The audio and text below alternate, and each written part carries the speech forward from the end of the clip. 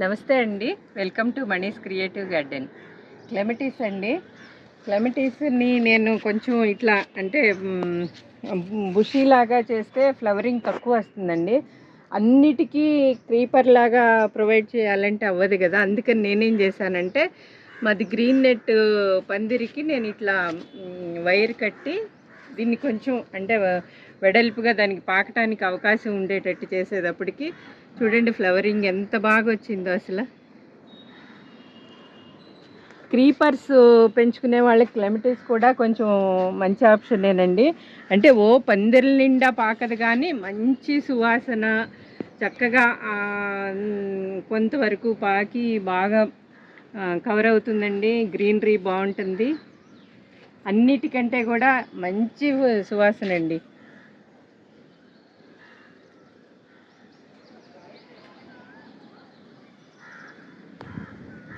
First నేను బుషీగా చేయాలని దీన్ని కట్ చేసి దీనికి ఇదిగోండి ఇట్లా ఐరన్ది స్టాండ్ పెట్టాను. స్టాండ్ పెట్టినాక ఇక్కడిక్కడే ఫ్లవర్స్ తక్కువ ఫ్లవర్స్ కొంచెం చిన్నగా పాకటం అంతే ఉంటుంది. పైగా ఈ రెండు ఇటేమో మధుకామిని ఇటేమో టెక్సాస్ ఫుల్ బుషీగా అయిపోయినాయి. దీని మధ్యలో అది కనిపించట్లేదు. అందుకని ఈ రకంగా దీనికి ఇట్లా చేసేటప్పటికి అసలు ఎంత బాగున్నాయండి. హనీ బీస్ కూడా ఈ ప్లాంట్కి చాలా అట్రాక్ట్ అవుతాయి. తర్వాత మాకు అందులో నేను టెర్రస్ మీదకి పైకి వచ్చే ఎంట్రన్స్లోనే పెట్టానేమో. అసలు స్టార్టింగ్లోనే ఎంట్రన్స్లోకి రాగానే అన్నీ సువాసన అయ్యానండి. మధుకామిని అవనండి, ఇదవనండి, ఇట్లా తర్వాత సౌగంధిక పుష్పం ఇట్లా అన్నీ ఎంట్రన్స్లో ఉండటం వలన భలే స్మెల్ వస్తుంది ఎంట్రన్స్లోకి రాగానే పైన టెర్రస్ మీదకి. ఇక ఈరోజు వీడియో ఏంటంటే మిద్దె మీద వంట అండి. అది ఎప్పుడైతే ఆశగా కట్టించుకోగానే నాకు యాక్సిడెంట్ అయిన దగ్గర నుంచి చాలా ప్రాబ్లమ్స్ ఫేస్ చేశానండి. అసలు ఇప్పుడిప్పుడే కొంచెం నడక కానీ నేను కానీ ఎంత రికవర్ అవుతున్నా అండి. నడక కూడా కొద్దిగా నార్మల్లోకి వచ్చింది. మెయిన్ కింద కూర్చోకూడదు అన్నారని చెప్పి ఇన్ని రోజులు కూడా నేను పైగా స్టెప్స్ కూడా ఎక్కువ సార్లు ఎక్కి దిగటం కష్టం అని చెప్పి ఆ వంట జోలికి వెళ్ళలేదు. కానీ పైకి వచ్చినప్పుడల్లా రోజు ఒక్కసారి అయితే పైకి వస్తాను. పైకి వచ్చినప్పుడల్లా కూడా పొయ్యిని చూసి అయ్యో స్టార్ట్ చేయలేదు కదా, అయ్యో పొయ్యి ఎంతో ఆశపడి కట్టించుకున్నాను చేయలేదు కదా అని చాలా మనసు పీకుతుంది. సరే ఈరోజు ఒక వంట అయితే స్టార్ట్ చేస్తానండి. చూద్దాం అది ఎలా వస్తుందో, ఏ వెరైటీనో చూద్దాం పదండి. మేము ఈసారి షేడ్ నెట్ కూడా చాలా ఐడియాతో కట్టుకున్నామండి. ఎందుకంటే ఎట్లా ప్రతిసారి ఏమవుతుందంటే పెద్ద నెట్ ఒకే నెట్ తీసుకుంటా అంటే ఏమవుతుందంటే గాలికి ఎగిరిపోయి ఎక్కడికక్కడ చిరుగుతుంది.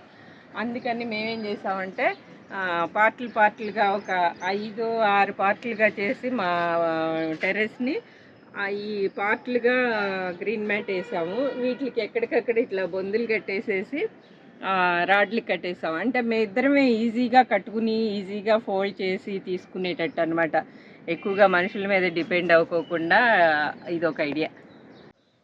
ఫస్ట్ అయితే పొయ్యి వెలిగించి అప్పుడు ఏమంటే చేస్తాను చూపిస్తాను. అంటే పొయ్యి వెలగటానికి టైం పడుతుంది కదా.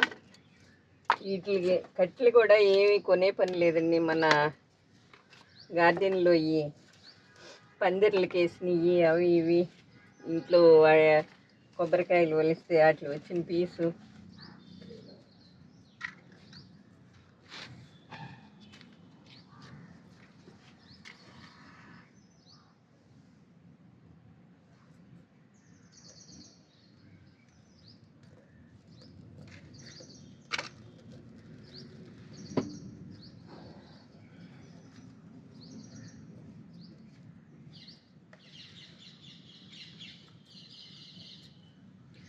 ఇక ఈరోజు స్పెషల్ ఏంటంటేనండి చక్కెర పొంగలి కామన్గా చాలామందికి వచ్చే ఉంటుందండి చక్కెర పొంగలి చేయటం. కాకపోతే ప్రొఫెషనల్గా ఫంక్షన్స్లో పెట్టే చక్కెర పొంగలి ఎలా ఉంటుందనేది చూపిస్తాను. ఫంక్షన్స్లో పెట్టే స్టైల్ అంటే ఎట్లా అంటే కొంచెం పొడిగా చక్కగాను అట్లా ఉండేటట్టండి. నేను రైసును పప్పు కూడా కింద చేసుకుని పట్టుకొచ్చాను, చూపిస్తా. వీటికి కావాల్సినవి అండి పంచదార, బెల్లం, ద్రాక్ష, జీడిపప్పు, ఖర్జూరం, కొద్దిగా పచ్చకర్పూరం, యాలకులు అన్నిటికీ అంటే దీనికి ఇంపార్టెంటు మంచి సువాసనతో ఉండ నెయ్యి, తర్వాత బియ్యము, పెసరపప్పు. చక్కెర పొంగలి చేయటానికండి మనం ఏదైతే మెజర్మెంట్ తీసుకుంటామో, నేను ఇప్పుడు ఈ కప్పు తీసుకున్నానండి. ఈ కప్పుతో రైస్ తీసుకున్నాం అనుకోండి, దీంట్లో సగం పెసరపప్పు. మీరు ఎప్పుడైనా కానీ ఒక కప్పు బియ్యం తీసుకుంటే సగం పెసరపప్పు. అది ఎట్లా అంటే రెండు కలిపి అన్నీ కలిపి పెడితే ఏమవుతుందంటే పెసరపప్పు కలిసిపోయి చక్కెర పొంగల్ చక్కగా అందంగా కూడా కనపడదు, టేస్టీగా ఉండదు. అందుకని ఏం చేయాలంటే పెసరపప్పు ఇట్లా కొంచెం మెత్తబడేటట్టు, మరీ గింజలు గింజలుగా వండుకోకుండా చూడండి, ఇట్లా మెత్తగా అయ్యేటట్టు అనమాట. విడిలిపోకుండా ఇట్లా కొంచెం ఒక ఉడుకు రానిచ్చి వడేసి పెట్టుకోవాలి. మామూలుగా రైస్ కుక్కర్లో అనుకోండి బాగుంటుంది. రైస్ కుక్కర్లో చక్కగా ఇట్లా పొడి పొడిలాడుతా అన్నము బాగుంటుంది. ఒక కప్పు రైస్ వేసాను నేను, హాఫ్ కప్పు పెసరపప్పు. ఈ రెండు నేను కింద ఉడికిచ్చి తీసుకొచ్చా. అన్నీ కట్టెల పొయ్యి మీద ఫస్ట్ అనుభవం కదా, అది మండుతుందో లేదో, ప్రస్తుతం అయితే మండింది. ఇప్పుడు దాకా పొగ వచ్చి మొత్తం కళ్ళంట నీళ్ళు వచ్చినాయి, కానీ ఇప్పుడు మండింది. ఇప్పుడు వీటిని పక్కన పెట్టుకుని దీనికి ఇప్పుడు స్వీట్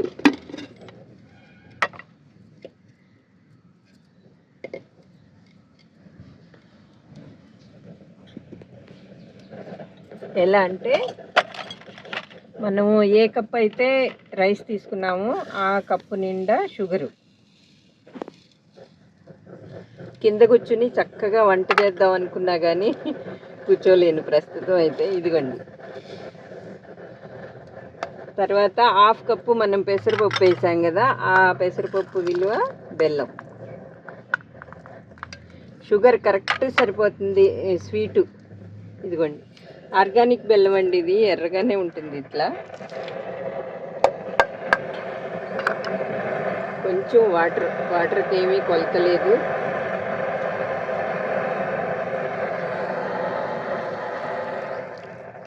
ఇవి నేను కిందే రెడీ చేసి తెచ్చానండి. జీడిపప్పు, ద్రాక్ష చక్కగా మంచి కలర్లో వేయించి తీసుకొచ్చుకున్నాను. ఇవి ఖర్జూరాలు ఒక హాఫ్ అన్ అవర్ నీళ్ళల్లో నానబెట్టి చితగొడితే చక్కగా ఇదిగో ఇట్లా ముక్కలు అయిపోతాయి. ఆ నీళ్ళు కూడా వేస్ట్ చేయక్కర్లేదండి, తాగేస్తే ఈ సమ్మర్లో చక్కగా వేడి తగ్గుతుంది, బాడీలో వేడి. ఇట్లా చిన్న చిన్న ముక్కలు కట్ చేసి తెచ్చుకోండి. అంటే ఖర్జూరాలు కూడా నవ్వులుతా అంటే చాలా బాగుంటుంది అది.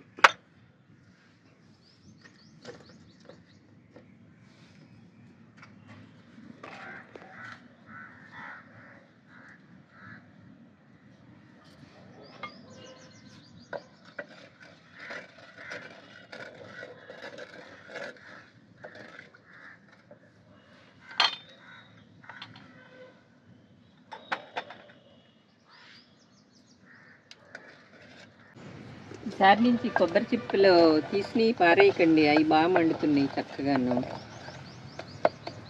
మనం ఎన్ని సంవత్సరాలు అయిందో కట్టిపోయి అంటించి మళ్ళీ ఏటితో మండుతాయి, ఎలా మండుతాయి అన్నీ మళ్ళీ చేసుకోవాలి. కొంచెం అంతా కరిగిపోయి పాకం రావాలండి కొద్దిగా.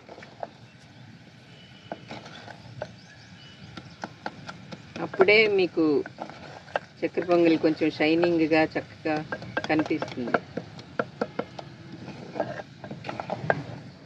మనది ఏదైనా వంట చేసేది ఎంత ఇంపార్టెంటో అది చూడటానికి కూడా అంతే బాగుండాలి. అప్పుడే తినే వాళ్ళకి ఇష్టం అవుతుంది. పాకం వచ్చిందండి. పెసరపప్పు కొద్దిగా ఆగి వేద్దాము. ఫస్ట్ అయితే అన్నం కొద్దిగా చితుకుతా ఉండలు లేకోకుండా వేయండి.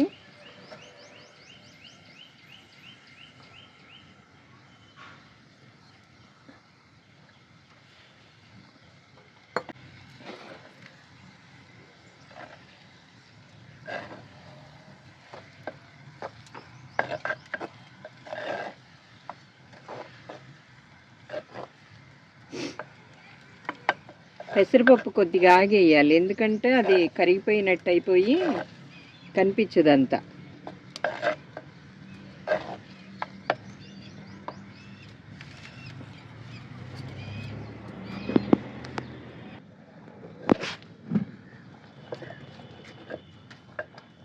ఇట్లా కొద్దిగా దగ్గర పడిన తర్వాత అప్పుడు ఈ పెసరపప్పు వేద్దాము.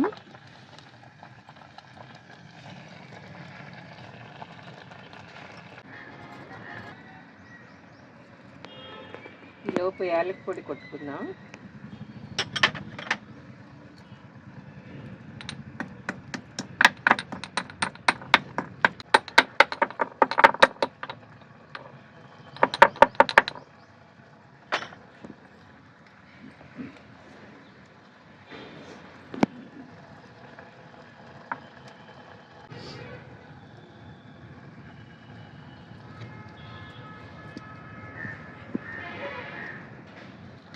దగ్గర పడిన తర్వాత అండి ఇప్పుడు ఈ ఖర్జూరాలు,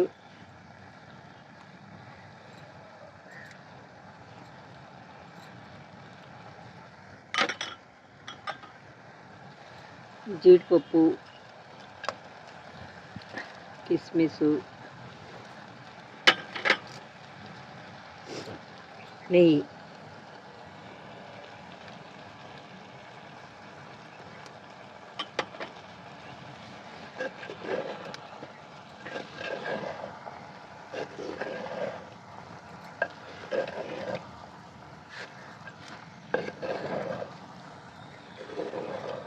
చూస్తా అంటేనే నోరూరుతుంది. అంటే ఇలా కొంచెం ఇది ఇంకొద్దిగా ఇట్లా ఆరిన తర్వాత ఒక 5 మినిట్స్ అయితే చక్కగా పొడి పొడిలాడుతాను. స్వీటు మామూలుగా మనం ఫంక్షన్స్లో మన ఇంట్లో ఏదన్నా ఒక 10 మందికి చిన్నగా ఫంక్షన్ చేసుకోవాలన్నా, ఏదన్నా పూజలు ఎప్పుడైనా సరే పాయసం అయ్యి అంటే కామనే కదా చేసేది. ఇది అనుకోండి అందరికీ నచ్చుతుంది.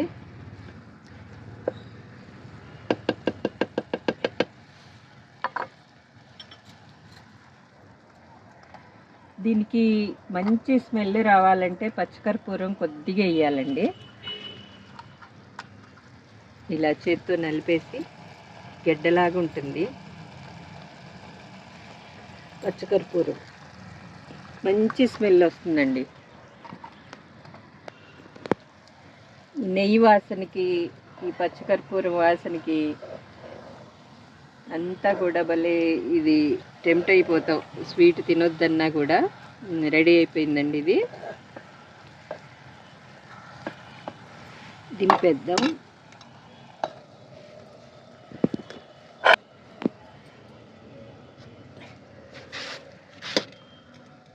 చిలకడ దుంప అండి. చిలకడ దుంప మన గార్డెన్లోనే వచ్చింది. నేనేం చేశానంటే చిలకడ దుంప అంతకుముందు మధ్యలో పాట్స్లో పెట్టాను. అదేమైంది మొత్తం అంతా అన్ని పాట్స్ గజిబిజిగా అల్లుకుపోవటం అట్లాగు. దీని పని ఇట్టా ఉందా అని చెప్పి దీన్ని ఒక సైడ్కి పడేసాను. ఇట్లా సైడ్ దాంట్లో ఇగోండి ఇంకా ఊరుతున్నాయి మొత్తం ఇదంతా. అది అటు పాకిన గోడ దగ్గరికి ఇబ్బంది లేదు కదా మధ్యలో, అందుకని ఇది ఈరోజు చక్కగా కాలుద్దాము. ఎలాగూ బొగ్గులు ఉన్నాయి కదా, మంచిగా బొగ్గులు కూడా రెడీ అయినాయి.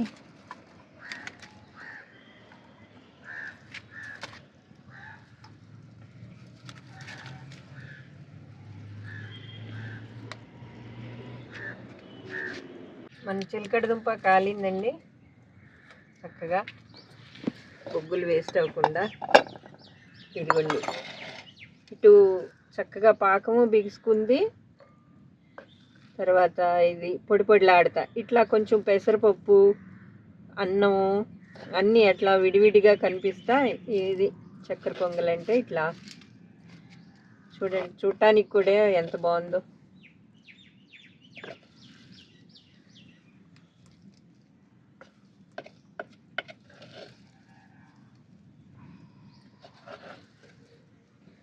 ఆ చిన్న కప్పు రైస్తో చేసింది మొత్తం అన్నీ వేసేటప్పటికంటే 10-15 మందికి వస్తుంది ఇది స్వీట్.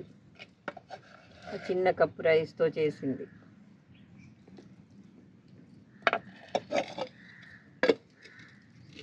ఇది మన కృష్ణయ్యకి సమర్పిద్దాము.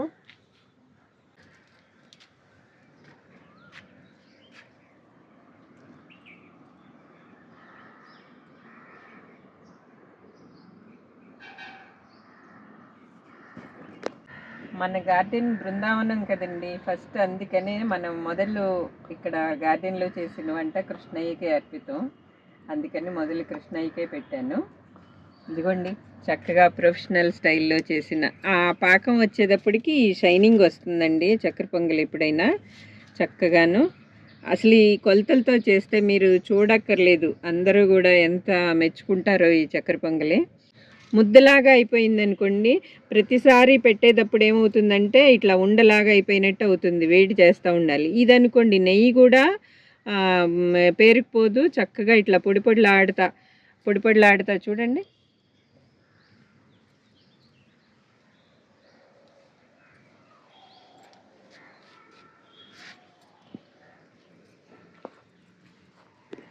స్వీటు ఎక్కువ తక్కువ కాకుండా చక్కగా పచ్చకర్పూరం ఫ్లేవర్తో చాలా అంటే చాలా బాగుందండి.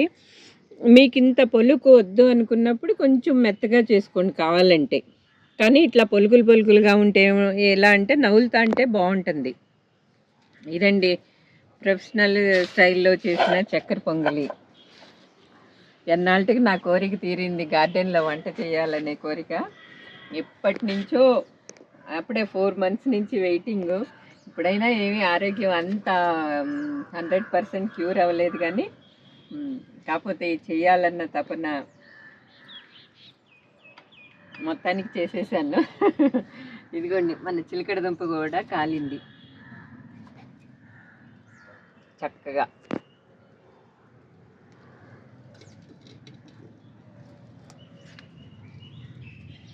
ఓకేనండి, ఈ వీడియో నచ్చిందనే అనుకుంటున్నాను. నచ్చితే లైక్ చేయండి, షేర్ చేయండి, కామెంట్ చేయండి ఎలా ఉందో. మీరు కూడా ఈ చక్కెర పొంగలి ఈ స్టైల్లో చేసి ఎలా వచ్చిందో కామెంట్ చేయండి.